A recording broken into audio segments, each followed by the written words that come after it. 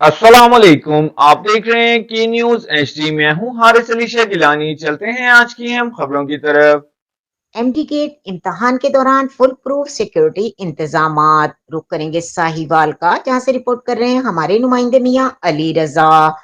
साहिवाल में मुनक्किद होने वाले एमडी गेट इम्तहान के दौरान उम्मीदवारों के तहफ्फुज और पुरअमन माहौल में इम्तहान के इनेकाद को यकीनी बनाने के लिए साहिवाल पुलिस की जानिब से फुल प्रूफ सिक्योरिटी इंतजाम किए गए हैं।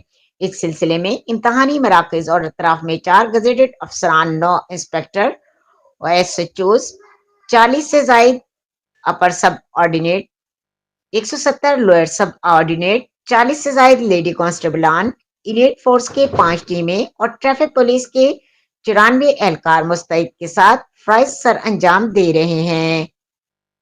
इम्तहानी मराकज के दाखिले और खारजी रास्तों पर सख्त चेकिंग को यकीनी बनाया जा रहा है, जबकि ट्रैफिक की रवानी यकीनी बनाने के लिए पार्किंग एरिया समेत गुजरगाहों पर हर तैनात, जबकि खवातीन उम्मीदवार की सहूलत के लिए अलग लेडी चेकिंग बूथ कायम किया गया है।